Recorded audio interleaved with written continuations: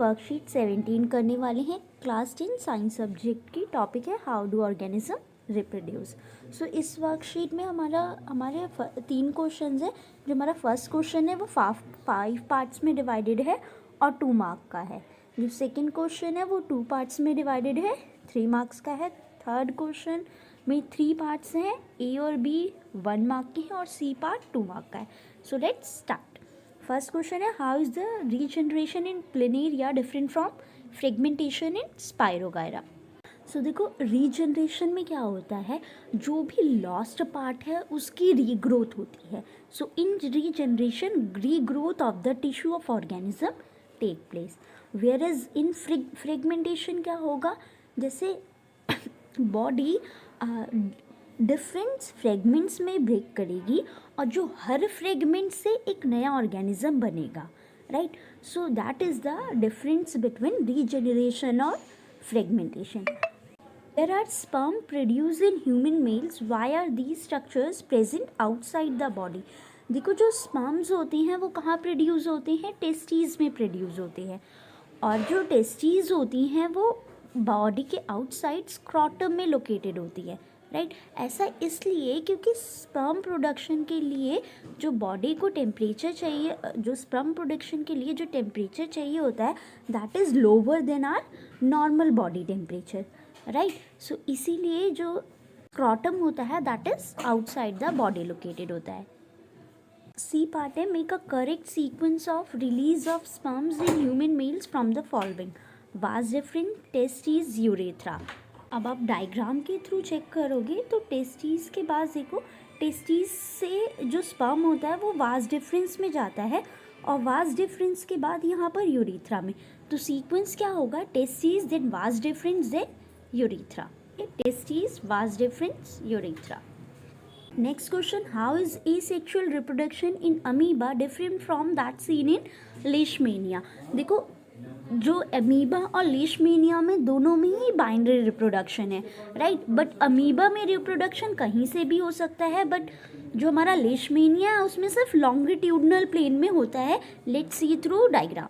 हाँ, तो देखिए, बाइनरी फ्यूजन इन अमीबा में कैसे किसी भी प्लेन के थ्रू हो सकता है, कोई फिक्स प्लेन नहीं है। बट जो लेशमेनिया है ना, उसमें रिप्रोडक्शन जब होगा तो यहाँ से ऐसे लॉन्गिट्यूडनल प्लेन में होता है, right. So that is the difference. Let's see another question. E part है label A and B in the following diagram and write their function. तो ये देखो, ये बाहर का फ्लावर का बाहर वाला पार्ट क्या होता है, पेटल्स होती हैं, और ये जो बीच में है दे आर ओव्यूल, ओवरी, जिसके अंदर क्या होगा, ओव्यूल होगा, ठीक है। सो नेक्स्ट क्वेश्चन हमारा क्या है, क्वेश्चन सेकंड का जो ए पार्ट है उसमें हमने वेल लेबल डायग्राम ड्रॉ करना है, longitudinal section of pistillate flower and उसका एग्जाम्पल लिखना है। ये हमारा क्या है, ओवरी है, और ओवरी में यहाँ पर पॉलन ग्रेन लैंड करता है, तो इस वाले पार्ट को हम बोलते हैं स्टिग्मा। फिर क्या होता है, पॉलन ग्रेन से हमारी पॉलन ट्यूब निकलती है, राइट, और पॉलन ट्यूब में हमारा मेल जर्म सेल। तो ये जो पॉलन ट्यूब है, ये अंदर ये जो वाला पार्ट है ना बच्चा, इसको हम बोलते हैं एग सेल और फीमेल जर्म सेल। यहाँ से क्या करती है पॉलन ट्यूब, यहाँ से पॉलन ट्यूब का जो मेल जर्म सेल है वो यहाँ पर आता है और यहाँ से फ्यूजन होता है। सो आप ये वाला डायग्राम ड्रॉ कर देंगे, यहाँ पे होगा ककुम्बर और एग प्लांट। नेक्स्ट क्वेश्चन है briefly describe the function of gonads in human males and female. In males gonads are क्या होते हैं, टेस्टीज होते हैं। फंक्शन ऑफ टेस्टीज क्या है, स्पर्म बनाना और टेस्टोस्टेरोन हार्मोन प्रोड्यूस करना, जो सेक्सुअल कैरेक्टर के लिए रिस्पॉन्सिबल है, राइट। फीमेल्स में गोनाड्स जो है ओवरी है, ओवरी का फंक्शन क्या है, ओवरी एग सेल्स बनाती हैं, राइट, और कौन सा हार्मोन प्रोड्यूस करती हैं, ईस्ट्रोजन और प्रोजेस्टेरॉन, जो फीमेल सेक्सुअल कैरेक्टर के लिए रिस्पॉन्सिबल होता है। थर्ड क्वेश्चन का first part, if a flower does not have स्टेमन what kind of pollination will it show.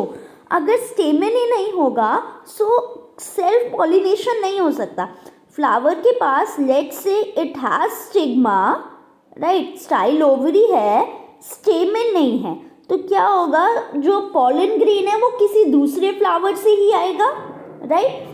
तो ऐसा फ्लावर जिसके पास स्टेमन नहीं होगा या ऐसा फ्लावर जिसके पास कार्पल नहीं होगा, वो कौन सा पॉलिनेशन शो करेगा? Only cross pollination.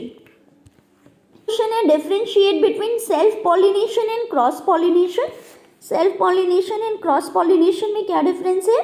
सो सेल्फ पॉलिनेशन होता है पॉलन ग्रेन का transfer from the anther to the stigma of same flower. अगर सेम फ्लावर में पॉलन ग्रेन ट्रांसफर हो रहे हैं सो उसको हम बोलते हैं सेल्फ पॉलिनेशन। अगर दो डिफरेंट फ्लावर्स में पॉलन ग्रेन का ट्रांसफर हो रहा है so that we call as cross pollination. देखो अगर सेम फ्लावर में है तो जेनेटिकली दोनों आइडेंटिकल होंगे, अगर दो डिफरेंट फ्लावर हैं तो they will be genetically different from each other. Limited number of pollen grains are required. देखो जब सेल्फ पॉलिनेशन होता है तो फ्लावर का पॉलन ग्रेन वहीं पर लैंड कर जाएगा, right. So if less number of pollen grains होंगे तो भी हमारा काम चल जाएगा। बट अगर क्रॉस पॉलिनेशन होता है तो पॉलन ग्रेन्स का लॉस बहुत ज़्यादा होता है, हवा के थ्रू, अदर्स फैक्टर के थ्रू जो हमारे पॉलन ग्रेन्स होते हैं वो लॉस्ट हो जाते हैं। सो इसलिए pollen grains are required in large number in cross pollination. देख लेते हैं इसको। सेल्फ पॉलिनेशन, यहाँ एंथर है, यहाँ से यहीं पे हो गया, सेम फ्लावर का एंथर, सेम फ्लावर का स्टिग्मा, तो सेल्फ पॉलिनेशन। एंथर इस फ्लावर का है, पॉलन ग्रेन यहाँ से दूसरे फ्लावर के स्टिग्मा पे जा रहा है, तो that is your cross pollination. Next question हमारा है what happened to the flower in its ovary after fertilization in flowering plant. तो फ्लावरिंग प्लांट में फर्टिलाइजेशन के बाद जो फ्लावर का ओवरी होती है वो तो फ्रूट बना लेती है, और जो ओवरी के अंदर ओव्यूल्स होते हैं उनका सीड बनता है, बाकी के जो दूसरे पार्ट्स हैं वो फॉल ऑफ हो जाते हैं, right. So that's how are this worksheet number 17 gets completed. Thank you.